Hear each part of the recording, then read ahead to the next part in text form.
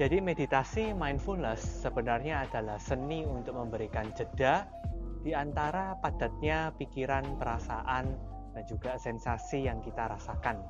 Jadi ketika ada jeda, kemudian kita bisa memiliki kedamaian saat itu. Karena jeda berarti hening, hening berarti tenang, tenang berarti damai. Dan ketika ada jeda, berarti kita juga bisa membuat pilihan yang bijaksana. Nah, di masyarakat banyak sekali mitos tentang meditasi. Yuk kita bahas satu persatu.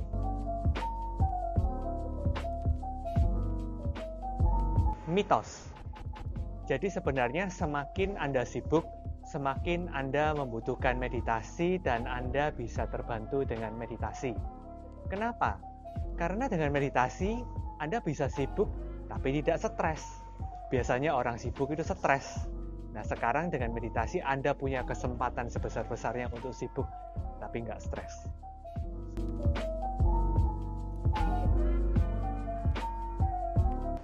Mitos. Kenapa? Karena sebenarnya pikiran kita tidak mungkin kosong, atau batin kita tidak mungkin kosong dari pikiran-pikiran, atau juga perasaan-perasaan. Semuanya pasti akan timbul. Coba Anda duduk sejenak. Tidak sampai beberapa detik, mungkin pikiran sudah muncul di otak. Jadi nggak mungkin itu ada namanya kosong gitu, karena selalu muncul dan pergi. Nah, apa yang perlu kita lakukan terhadap hal ini? Itu yang menjadi penting. Jadi biasanya ketika kita ada datang pikiran, kita tidak mau mengusirnya pergi, kita tidak mau mengosongkan pikiran kita gitu. Malah yang terjadi adalah sebenarnya kita mau belajar untuk sekedar bersama dengan pikiran itu tersebut. Jadi izinkan aja pikiran itu hadir, berproses dan hilang sendiri. Nah, masalahnya kebiasaan dari kita ini adalah kalau ada pikiran, kalau biasanya yang ngikut, atau juga malah kita melawan pikiran ini, oh ini pikiran negatif saya nggak mau gitu kan, syuh pergi. Nah, itu yang jadi masalah gitu. Jadi teman-teman, meditasi adalah bukan tentang mengosongkan pikiran ya. Kalau Anda pikirannya kosong, berarti kemungkinan Anda sedang tidur saat itu.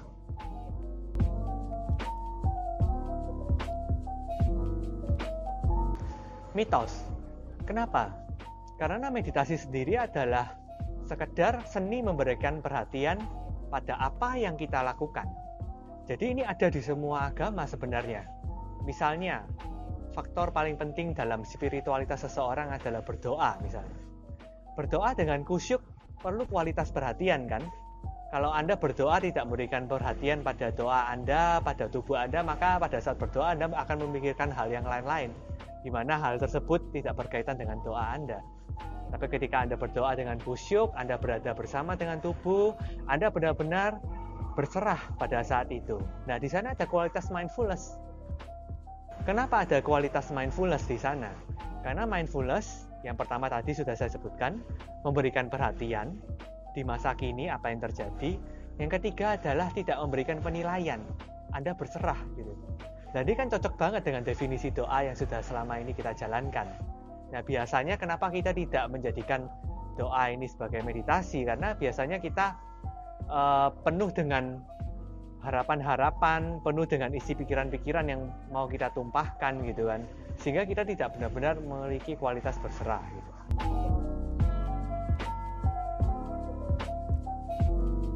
Wah, ini benar-benar mitos. Jadi kalau Anda baru tua, baru meditasi, itu sudah terlambat gitu. Karena kebiasaan itu dibangun sejak muda. Kalau Anda tua baru meditasi, sebenarnya ya kalau Anda punya kemauan yang kuat itu tidak terlambat.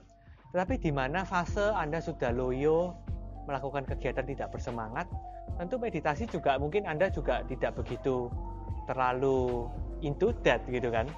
Nah, pada saat Anda muda, Anda punya energi, Anda punya waktu, Anda punya kesempatan, gunakan hal ini dan waktu ini untuk Anda bermeditasi gitu kan. Justru ini kesempatan emas bagi Anda untuk bisa mengenal hidup Anda. Kalau Anda mengenal hidup Anda pada saat sudah tua, ya boleh saja, at least selama hidup Anda tahu tujuan hidup gitu kan. Tetapi kalau Anda sudah tua, Anda bahkan bingung mau melakukan apa gitu. Tetapi dari muda Anda sudah tahu tujuan hidup Anda apa, Anda bisa punya skill damai di usia muda. Jadi ketika tua Anda menghadapi masalah yang lebih besar, Anda mempunyai skill untuk bisa menghadapinya. Anda sudah punya tahu cara-caranya, metode untuk berhadapan dengan permasalahan yang lebih besar. Sehingga Anda tidak lagi terjebak dalam stres, dan Anda juga menjalani masa tua dengan lebih bahagia.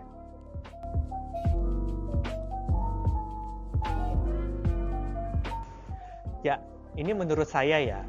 Menurut saya mitos. Mungkin menurut orang lain enggak, tapi menurut saya mitos. Kenapa? Karena meditasi itu adalah tentang sadar. Nah, kalau Anda lihat film-film Anda dihipnotis gitu ya, itu kira-kira sadar nggak? Kan nggak sadar.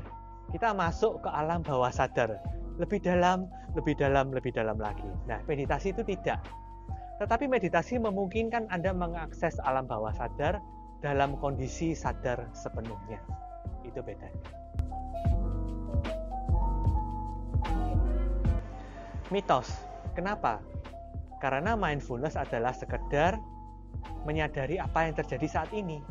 Nah, saat ini apakah ada waktu khusus? Tidak kan? Selama kegiatan Anda bangun, ya Anda berada di saat ini. Ketika Anda berada di saat ini, Anda bisa bermeditasi kapanpun itu. Ya, jadi meditasi ini bisa dilakukan oleh siapa saja tanpa batasan-batasan tertentu. Anda jangan ragu-ragu untuk mempraktekkan mindfulness meditation yang sudah teruji secara klinis juga. Dan Anda kalau tidak percaya, Anda bisa baca paper-paper riset di Amerika, di negara manapun internasional, semuanya mengatakan mindfulness meditation ini sangat bermanfaat. Jadi silahkan teman-teman praktekkan, tidak ada batasan usia atau apapun, bahkan semakin muda, semakin baik Anda bisa mempraktekannya. Ya, jadi seperti teman-teman tahu tadi ketika berbicara tentang mitos dan fakta, jadi meditasi sendiri mempunyai banyak sekali manfaat, baik secara batin atau tubuh. Secara batin Anda bisa lega, Anda bisa bahagia, bisa damai, dan bisa memaafkan segala apapun yang terjadi di hidup Anda.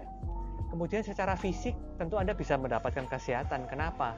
Karena organ tubuh Anda bisa beristirahat, Anda tidak membuatnya bekerja terlalu keras, sehingga kesehatan Anda menjadi optimal. Nah, teman-teman, saya ajak mulai saat ini teman-teman mau praktek meditasi dan bisa melihat sendiri langsung manfaat dari meditasi ini. Jadi kalau teman-teman mulai merasakan apa yang terjadi di meditasi, kemudian manfaat langsung, teman-teman bisa share pada kita.